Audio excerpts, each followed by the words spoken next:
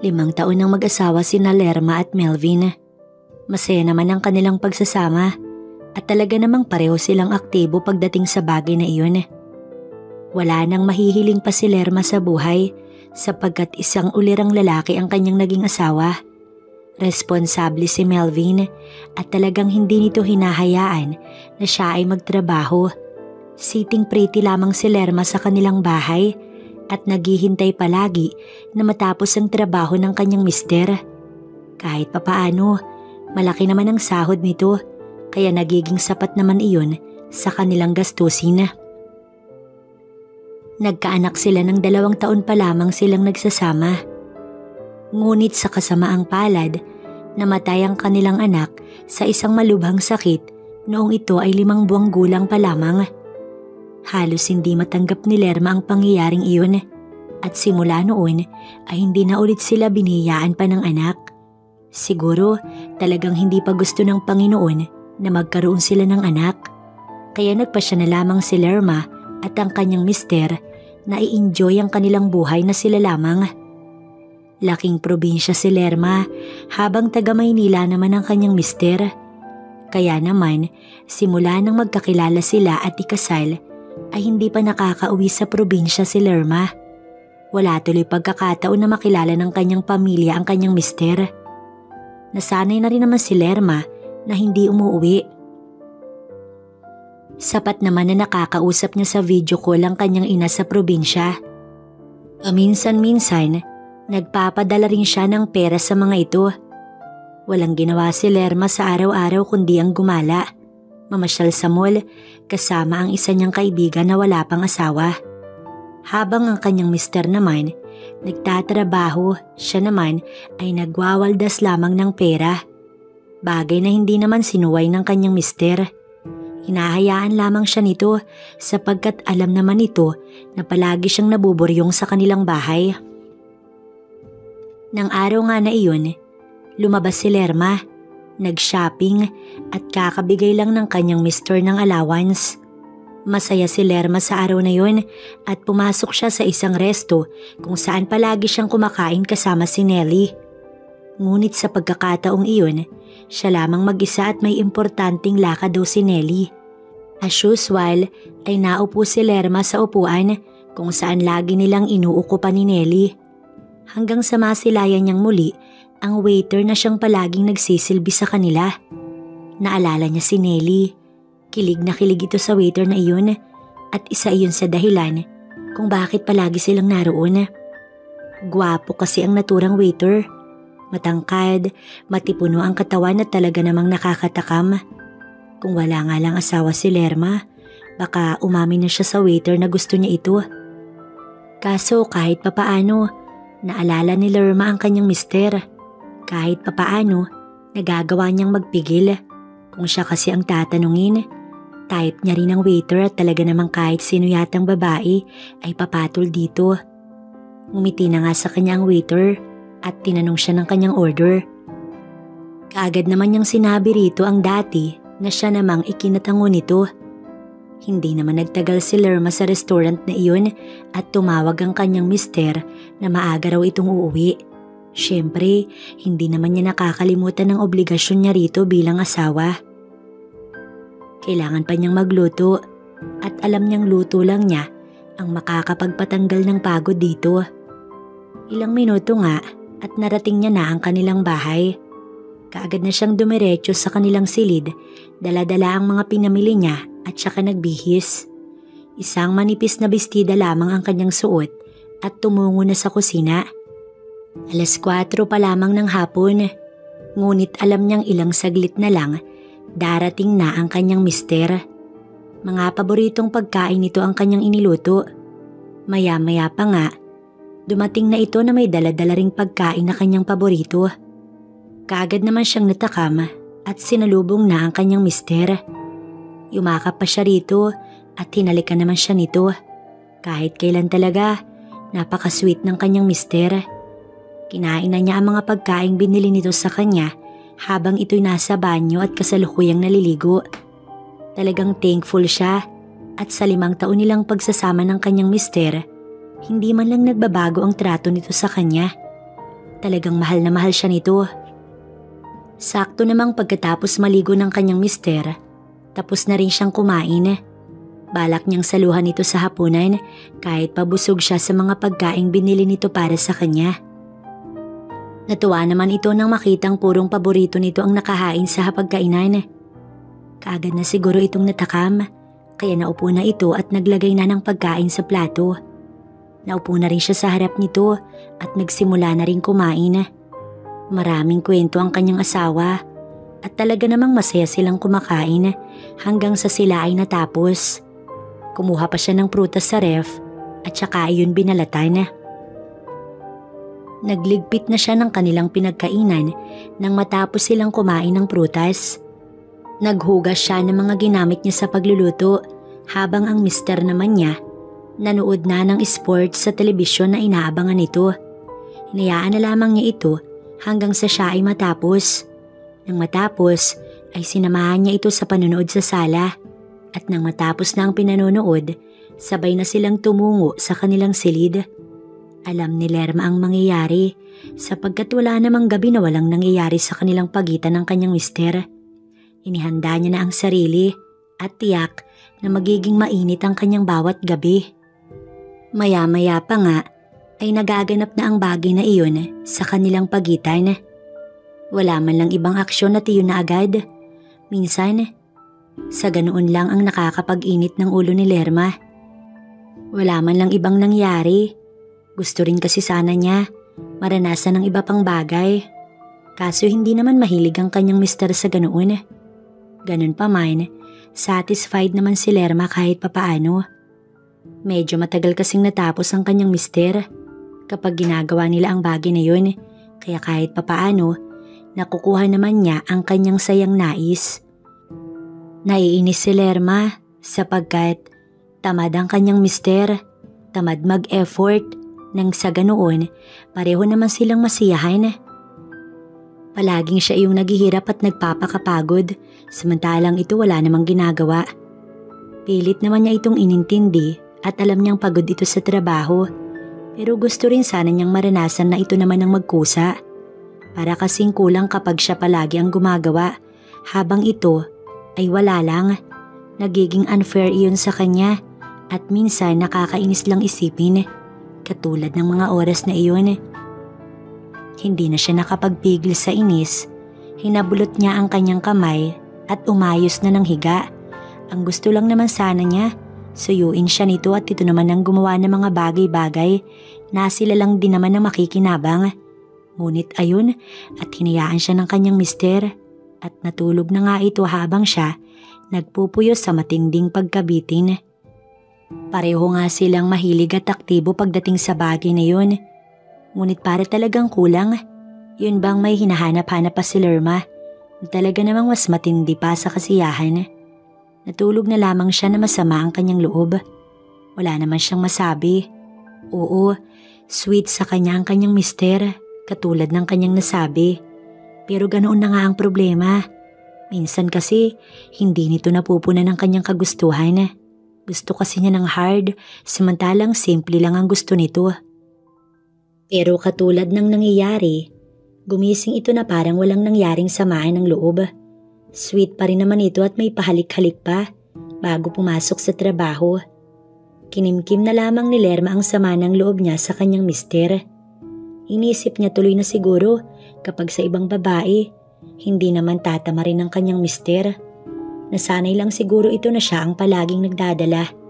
Kaya isinusumpa niya na mula sa araw na yun, pagdadamutan niya na ang kanyang mister.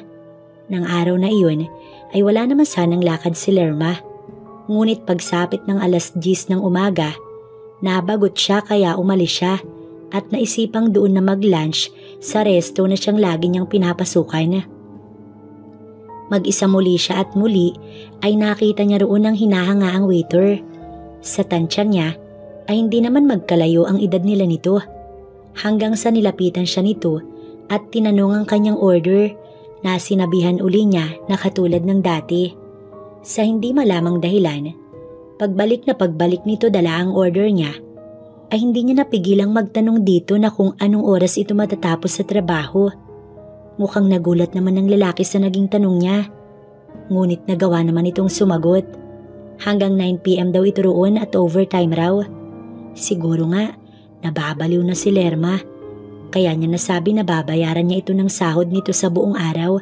Basta mag half day lamang ito at samahan siya sa lugar na maaari nilang pasyalan. Dala na rin siguro ng matinding tampo niya sa mister, kaya niya iyon nagagawa. Mukhang natuwa naman ang waiter at kaagad na pumayag. Pagkatapos nga niyang kumain, ay saktong tapos na ang half day nito sa work. Nagpa siya silang umalis at noong una, pumunta lang sila sa mall. Doon ay binilahan niya ng 3 pirasong damit ng lalaki na sa tingin niya ay babagay rito. Laking pasasalamat naman ito sa kanya, kaya dinagdagan pa niya ng mamahaling sapatos ang binili niya para rito. Hindi na maintindihan ni Lerma ang sarili kung bakit niya nagagawa ang bagay na iyon. Basta ang alam niya ay nagsisenti siya at mayroon siyang hinahanap-hanap. Hindi lubos maisip ni Lerma kung bakit humantong siya sa ganoon. Kasama niya si Warren, ang waiter. Naroon sila sa isang tagong hotel at talaga namang hindi na napigil ni Lerma ang pag-inita ng katawan. Tuluyan niyang nakalimutan ng kanyang mister na kanina pa tawag ng tawag sa kanyang cellphone. Nagawa pa niya itong patayan ng cellphone nang sa ganoon wala nang istorbo.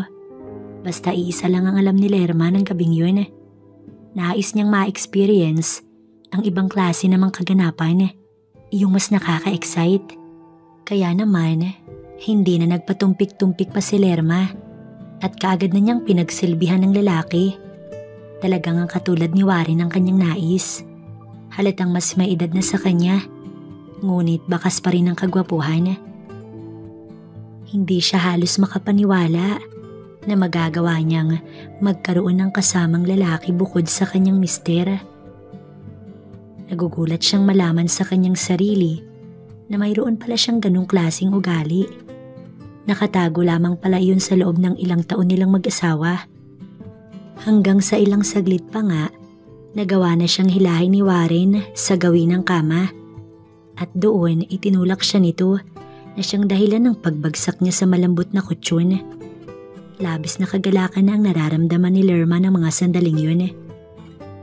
Namalaya na lamang niya na tuluyan na nga nilang ginagawa ang bagay na iyon. Ilang segundo pa ang lumipas. Hindi na nagawa pang pigilan ni Lerma ang ingay na namuo sa kanyang lalamunan. Talagang tanaw na niya na ang dulo. Awang na ang kanyang labi hanggang sa hindi nga nagtagal, tuluyang narating ni Lerma ang dulo.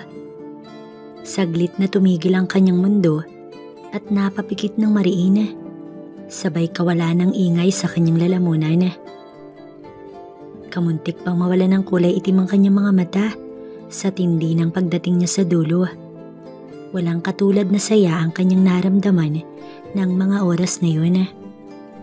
Ilang sandali pa, narating na rin ni Warren ang dulo. Napayakap na lamang ito sa kanya. Lumipas ang ilang minuto, tsaka lamang tila natauhan si Lerma. Nakita niyang 9:00 na pala ng gabi. Napahaba na masyado ang pagsasama nila ni Warren. Kaagad niyang naalala ang kanyang mister. Binuksan niya ang kanyang cellphone at nakita ngang napakarami ng text nito sa kanya. Nag-aalala na ito sa kanya. Nag-text na lamang siya rito na hindi nga siya makakauwi at kailangan niyang samahan sa bahay ang kanyang kaibigan na may sakit. Mukhang naniwala naman ang kanyang mister at sinabi sa kanya na nag-alala daw ito. Mag-ingat na lamang daw siya at hindi rin daw ito magawang matulog. Hindi na siya nag-reply at kaagad nang umunan sa braso ni Warren. Pagod silang pareho, ngunit nagawa pa nilang mag-usap. Nabanggit ni Warren na ilang taon na itong nagtatrabaho bilang waiter. Ngunit ganun pa rin daw ang sahuran. Kulang na kulang daw rito at sa mga kapatid nitong pinag-aaral. Malaki raw ang bawas sa sahod nito at mahal daw binabayad nito sa boarding house nito buwan-buwan. Hindi alam ni Lerma kung bakit inalok niya ang lalaki na doon na lamang tumuloy sa kanilang bahay. Nag-alala naman ito na baka malaman ng kanyang mister. Ngunit sinabi niya rito na magpanggap na lamang silang magkapatid. Hindi kilala ng kanyang mister ang kanyang mga kapatid, kaya madali na sabihin niya dito na kapatid niya nga si Warren. Tulong niya na rin iyon sa lalaki at hindi ito magbabayad pa sa renta. Pabor na iyon dito, lalo na sa kanya. Tiyak na palagi siyang busog kapag nagkataon, kaya hindi siya halos makapaghintay pang pumayag si Warren. Umaga nang nakauwi si Lerma. Pumasok naman sa trabaho si Warren pagkatapos niyang kunin ang cellphone number nito. Tatawagan na lamang niya ito kapag nasabi niya na sa asawa ang kanyang plano. Pauwi nga, naabutan niya ang kanyang mister na kasalukuyang nagluluto ng umagahan. Wala kasi itong pasok sa trabaho tuwing weekends. Gumuhit ang isang matamis na ngiti sa mga labi ni Lerma at lumapit sa kanyang mister. Humalik pa siya rito na ginantihan naman ito. Buong akala nito ay sa kaibigan niya siya natulog, ngunit ang totoo ay may kasama siyang ibang lalaki sa buong magdamag. Tumuloy na muna siya sa silid nilang mag-asawa at naligo. Nanlalagkit kasi ang kanyang katawan. Nang matapos sa paliligo, nagpa siyang tulungan sa pagluluto ang kanyang mister. Ngunit nadatnan niyang nakahain na ito at tapos na sa ginagawa. Naupo na lamang siya sa hapag at talagang pinagsilbihan siya ng kanyang mister. Masaya nilang pinagsaluhan ng pagkain hanggang sa nagkaroon siya ng pagkakataong magsalita. "Mamaya pala, love. Baka dumating ang kuya ko. Kailangan kasi niya ng matutuluyan eh." Sa sinabi niya ay kaagad na tumuon sa kanyang gawi ang mga mata ng kanyang mister. Mukhang ito'y nagulat. "Kuya, bakit? Nandito ba siya sa Maynila?" Kaagad naman siyang naghanap ng ibang dahilan. Total, hindi naman talaga kilala ng kanyang mister ni isa sa kanyang mga kapatid.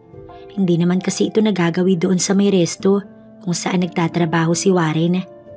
Ganoon na lamang ang galak ni Lerma nang mapapayag ang kanyang mister. Nagalak pa nga itong makilala ang kanyang peking kuya. Natawa na lamang si Lerma sa kanyang naisip. Isang malaking panluloko ang ganyang gagawin. Ngunit anong magagawa niya at masaya siya sa bagay na yun. Tsaka na lamang niya iisipin ang mga kasalanang ginawa at magagawa pa niya. Wala namang halos kakaibang nangyari sa araw na iyon. Ngunit tanghali pa lamang ay pinaalam na ni Lerma kay Warren na napapayag niya na ang kanyang mister. Natuwa naman ang lalaki, kaya nagpa siya ulit itong mag-half day para makapag-impake na ng gamit. Ibinigay na niya nga rito ang kanilang address. Hindi maipaliwanag na kaba ang kanyang nararamdaman ng mga oras na yun. Kinakabahan siya na hindi niya mawari. Halos hindi na siya makapaghintay na makitang muli ang lalaki. Gusto niya ulit maranasan ang mapunta sa mga bisig nito at maikulong dun. Sumapit nga ang hapon ay dumating na si Warren. Lumukso sa tuwa ang puso ni Lerma nang mamataan niya ang lalaki. Kaagad niya itong sinalubong ng yakap habang nakasunod naman sa kanya ang kanyang mister. "Kuya, mabuti na nandito ka na." Wika niya sa pamamagitan ng mahigpit na yakap nila sa isa't isa. Pagkatapos ay lumingon siya at ipinakilala na sa kanyang mister ang kanyang di umano na kuya. Magilo naman ang pagtanggap ng kanyang mister sa inakala nitong kuya niya. Ngunit lingid sa kaalaman nito, lalaki pala niya. Pumasok na sila sa bahay at doon naghihintay ang mga masasarap na pagkain na in-order pa ng kanyang mister. Mukhang gutom naman si Warren, kaya naman pinaunlakan na nito ang kanyang mister na kumain. Mag-aalas 6:30 na rin yun, kaya hapunan na nila yun. Mukhang nakapalagay ng loob ng kanyang mister si Warren. Sa buong oras ng pagkain nila, walang ibang tinitignan si Lerma kundi si Warren. Talagang hangang-hanga siya sa gwapo nitong muka. Hindi nga siya makapaghintay na sumapit ang hating gabi at gagawa talaga siya ng paraan upang sumalisi sa kanyang mister. Tulog mantika kasi ito kaya mahirap gisingin. Tiyak magkakaroon sila ng pagkakataon ni Warren. Kunwari ay nauna nang matulog si Lerma nang sumapit ang alas 8. Tiyak na anumang oras, papasok na rin sa kanilang silid ang kanyang mister upang magpahinga. Mukhang umaayon nga sa kanya ang pagkakataon at hindi siya nagkakamali. Pumasok na nga ang kanyang mister at balak ng magpahinga. Nagtulog-tulugan na lamang si Lerma nang sa ganoon wala nang masabi pa ang kanyang mister at makatulog na rin ito. Malakas na pakiramdam ang ginagawa ni Lerma. Hindi magawang kumilos kapag hindi niya naririnig na naghihilik na ang kanyang mister. Tiyak kasi na mababaw pa ang tulog nito kapag hindi naghihilik. Ilang minuto pang paghihintay, narinig niya na ang hudyat. Agad na siyang bumangon at tumungo sa gawin ng pinto. Pinihit niya ang siradora at saka lumabas na. Sa inaasahan ay hindi nakalak ang pinto ng silid na inuukupan ni Warren. Madali lamang niya iyong nabuksan at tagumpay siyang nakapasok. Naroon nga't hinihintay siya ng lalaki. Kaagad silang nagyakap at humantong sila sa kama. Talagang nadarang na si Lerma ng mga oras na yun hanggang sa tuluyan na nga nilang nagawa ang bagay na iyon. Halos mabaliw na naman si Lerma ng mga sandaling yun. Talagang kakaibang nararamdaman niya kapag ang kasama ay si Warren. Pigil na pigil niya ang makapagpakawala ng ingay kahit na gustong-gusto niyang magingay. Talagang patindi ng patindi ang sensasyon na kanilang pinagsasaluhan hanggang sa sabay nga nilang narating ang dulo. Alam ni Lerma na marami pa silang pagdadaanan ni Warren sa susunod pang mga araw at handa niyang isugal ang lahat para lamang sa kaligayahang kasama niya ang lalaki. Kahit pa nga ang magpanggap itong kuya niya hanggat wala pang alam ang kanyang mister.